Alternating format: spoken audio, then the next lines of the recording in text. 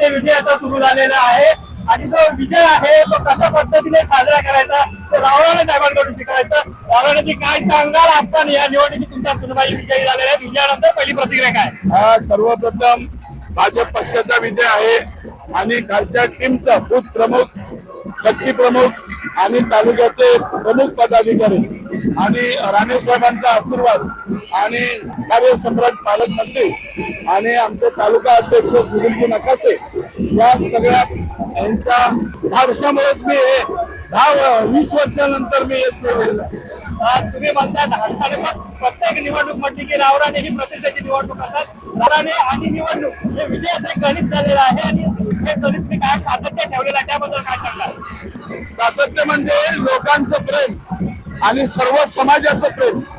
सर्व समाजाने मला उचलून धरलं आणि माझी परंपराच आहे, इलेक्शन झालं की दुसऱ्या दिवशी बोर्ड लावतो.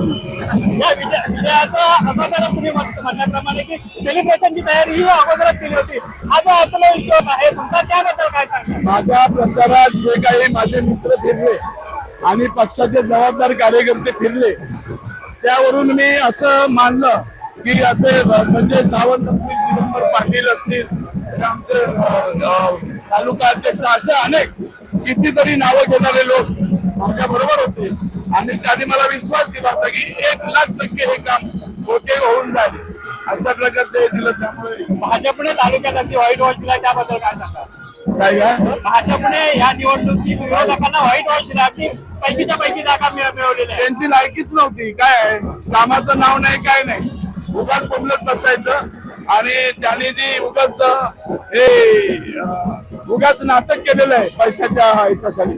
त्यांनी असं केलं होतं की आपण फॉर्म भरायचे आणि आमचे कार्यसम्राट काहीतरी म्हणतील जरा मागे घे आणि काहीतरी मिळेल अशाने, बाकी काय नाही. विरोधकांच्या अगदी बघितलं तर सर्व सुप्रसाद इथे झालेला आहे, त्याच्यावर काय प्रतिक्रिया? विरोधक ह्याच्यापेक्षा जरी प्रबळ असता तरी त्याचा सुप्रसाद केलाच असता. वैभवडीतल्या विजयाचं श्रेय कोणाला द्या? हे नितेश राणे, पालकमंत्री नितेश राणे आणि भाजपला.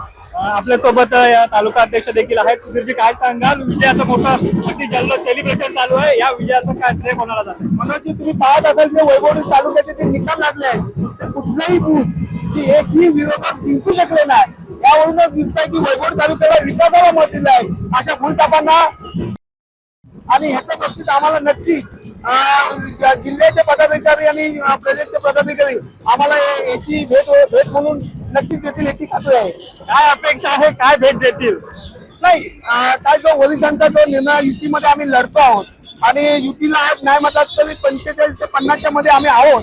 त्या कारण आमची सदस्य संख्या सुद्धा जास्त आहे. जे काय देतील त्या ठिकाणी आम्ही समाधानी असतो.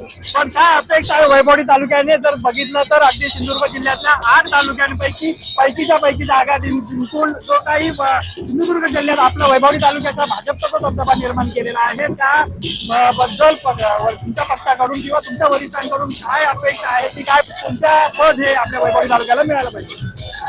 अपेक्षा वैभवडी तालुक्या वासियांची आहे, म्हणजे मी भाजपचा अध्यक्ष वैभवडी वासियांची आहे की वैभवडी तालुक्याला जिल्ह्याचं महत्वाचं पद नक्कीच या टायमाला भेटणं अपेक्षा आहे. धन्यवाद. नकाशाची आपण पाहिलं तर यासोबत आपल्याबरोबर युवा नेते जे आहेत, रजब जे आहेत, ज्यांनी अगदी महत्वाची जी भूमिका आहे ती घेतलेली होती. रजबजी, काय सांगाल, हा विजय झालेला आहे सावली रावराणेंचा. गेली 10-15 दिवस आपण या विजयासाठी अतोनात प्रयत्न केला होता. विजयानंतर आपली प्रतिक्रिया काय? या ठिकाणी प्रथमतः हा विजय भारतीय जनता पार्टीचा आहे.